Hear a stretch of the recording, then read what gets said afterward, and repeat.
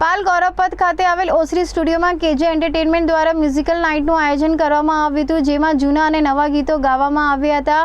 આ અવસરે મોટી સંખ્યામાં પ્રેક્ષકો જોડાયા હતા. મારું નામ ઉજ્જવલ શાહ છે.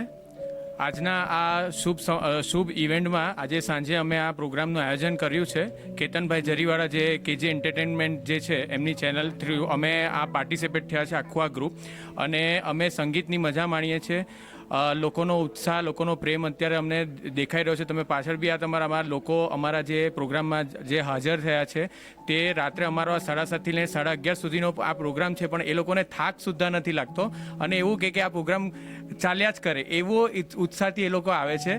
અને આ પ્રોગ્રામનું કારણ પણ એમને હમણાં કેતનભાઈ તમને જણાવ્યું કે બસ આ જે ક્વોલિટી સિંગર જે છે જે કેતનભાઈ માને છે, તો એ આજે અમે 7 ક્વોલિટી સિંગર આજે એમના તરફથી નિયુક્ત થયા છે.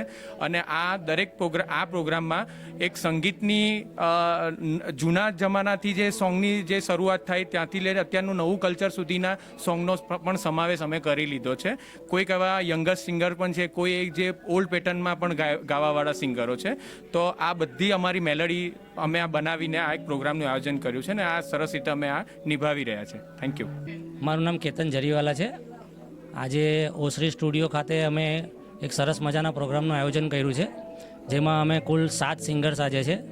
અને જેમ કે હું ક્વોલિટી ઇવેન્ટ્સમાં બિલીવ કરું છું, તો મારી પાસે આજના સિંગર્સ પણ સારા એવા છે. અને મારી ફોર્મ છે કેજે એન્ટરટેનમેન્ટ, અને છેલ્લા 3 વર્ષથી હું આ ફોર્મ ચલાવું છું. અને મારું ફેસબુક પેજ છે કેજે એન્ટરટેનમેન્ટના નામથી જ ચાલે છે, જેમાં હું વારે ઘડીએ લાઈવ કરું છું. તો તમે મને એમાં જઈને ફોલો કરી શકો છો.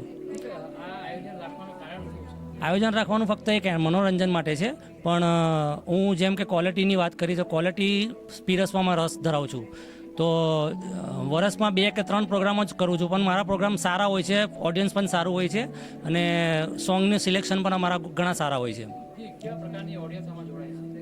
ઓડિયન્સમાં કેવું છે, સંગીત પ્રેમી છે બધા, તો જુવાન છે, થોડા ગઢા છે, ઉંમરવાળા છે, અને જે લોકોને સંગીતમાં રસ છે એ લોકોને વગર કીધે એ લોકો અહીંયા હાજરી આપે છે. અમને જેમ ખબર પડે છે કે ભાઈ આજે ઓસરીમાં આમનો ઇવેન્ટ છે, તો અમારે ઇવેન્ટ સાંભળીને એ લોકો તરત અહીંયા હાજર થઈ જાય છે.